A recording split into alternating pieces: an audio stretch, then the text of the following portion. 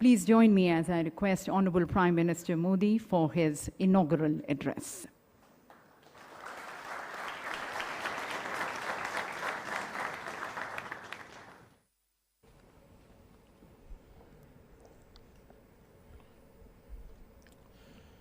My colleague in the Union Cabinet, Shri Amit Shah,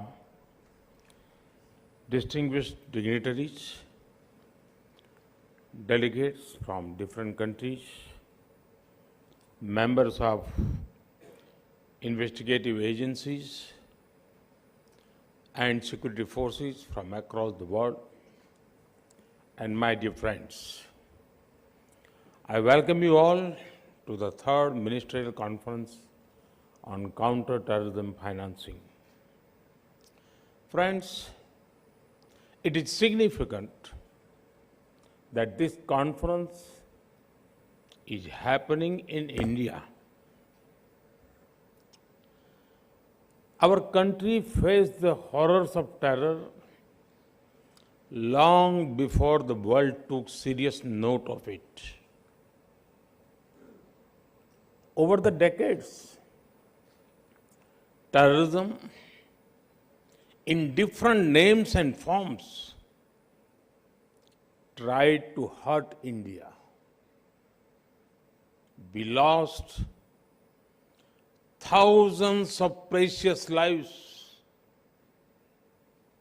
but we have fought terrorism bravely. The delegates have a chance to interact with a country and people who have been firm in tackling terror. We consider that even a single attack is one too many. Even a single life lost is one too many. So, we will not rest till terrorism is uprooted. Friends, this is a very important gathering. It should not be seen as a gathering of ministers only, because it deals with a subject that impacts entire humanity. The long-term impact of terrorism is particularly hard on the poor and on the local economy. Be it tourism or trade, nobody likes an area that is constantly under threat. And due to this, the livelihoods of people are taken away. It is all the more important that we strike at the root of terror financing. Friends, in today's world, ideally, there should be no need for anyone to remind the world of the dangers of terrorism. However, there are still certain mistaken notions about terrorism in some circles. The intensity of the reaction to different attacks cannot vary based on where it happened. All terrorist attacks deserve equal outrage and action. Further, sometimes there are indirect arguments made in support of terrorism to block action against terrorists. There is no place for an ambiguous approach while dealing with a global threat. It is an attack on humanity, freedom, and civilization. It knows no boundaries.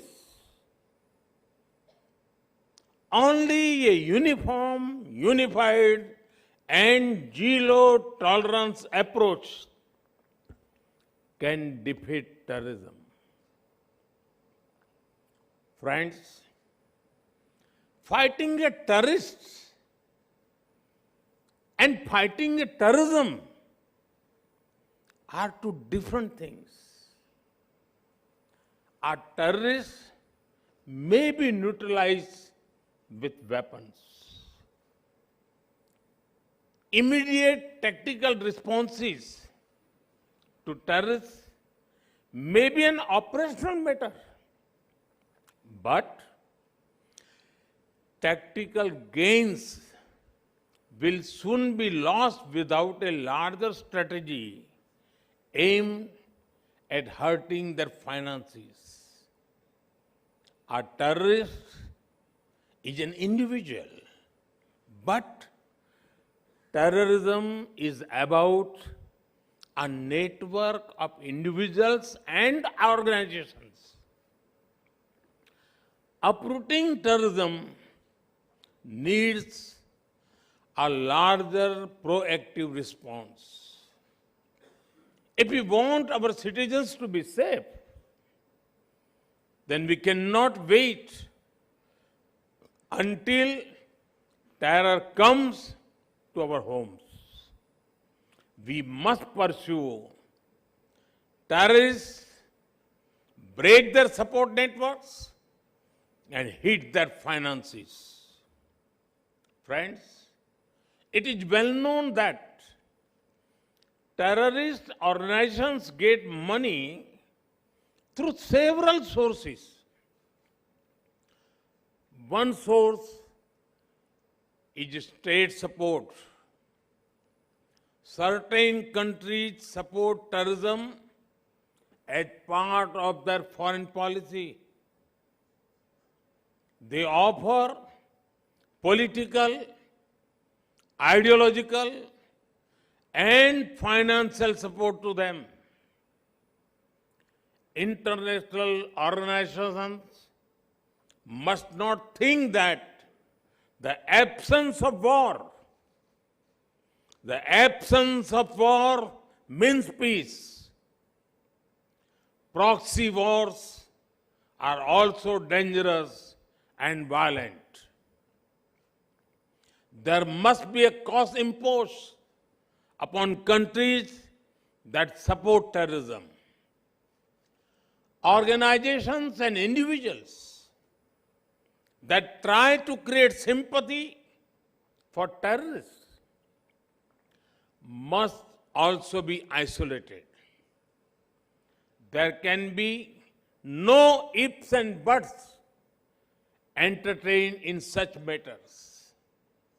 The world needs to unite against all kinds of overt and covert backing of terror. Friends, one of the sources of terror funding is organized crime. Organized crime should not be seen in isolation. These gangs often have deep links with terrorist outfits. The money made in gun running, drugs, and smuggling is pumped into terrorism. These groups help with logistics and communication too. Action against organized crime is extremely important in the fight against terror. At times, even activities like money laundering and financial crimes have been known to help terror fundings. Fighting it needs global collaboration. Friends, in such a complex environment, the United Nations Security Council, Financial Action Task Force, Financial Intelligence Units, and the Egmont Group are boosting cooperation in preventive detection and prosecution of illegal fund flows. This is helping the war against terror in many ways over the past 2 decades. This also helps in understanding terror funding risks. Friends, now the dynamics of terrorism are changing. Rapidly advancing technology is both a challenge and a solution. New kinds of technology are being used for terror financing and recruitment. Challenges from the darknet, private currencies, and more are emerging. There is a need for a uniform understanding for new finance technologies. It is also important to involve the private sector in these efforts. From a uniform understanding, a unified system of checks and balances and regulations can emerge. But we must be careful about one thing. The answer is not demonize technology. Instead, it is to use technology to track, trace, and tackle terrorism. Friends, today, cooperation is needed, not only in the physical world, but also in the virtual world too. The infrastructure used for cyber terrorism and online radicalization is disturbing. Some also offer weapons training from a remote location and online resources, communications, travel, logistics. There are many links of the chain in different countries.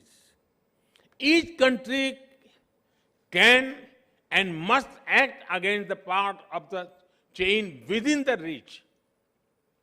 Friends, many different nations have their own legal principles, procedures, and processes.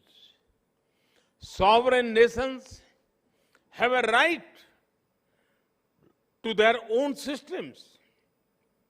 However, we must also be careful not to allow extremists to misuse differences between systems.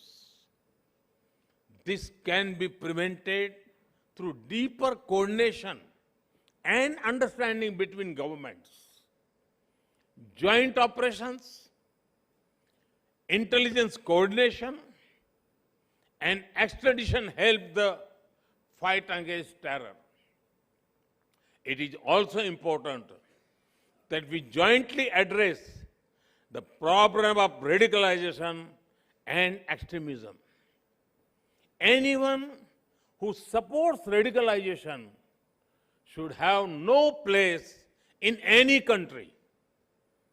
Friends, over the last few months, many conferences have been held in India relating to different dimensions of security.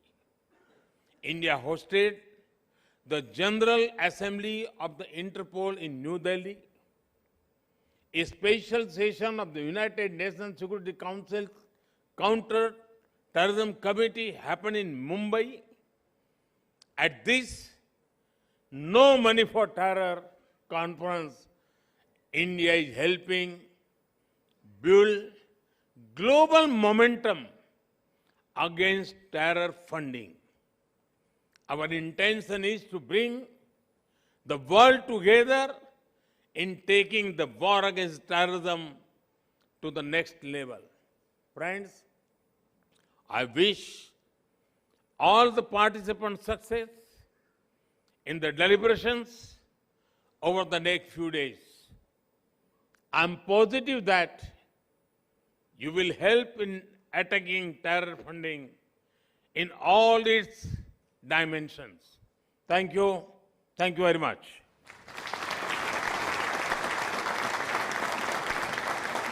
Thank you, Honorable Prime Minister, sir, for your global vision, your resolve, and your clarion call for a collective, effective zero-tolerance approach, and your deep guiding insights into tackling the menace of terrorism and terror financing.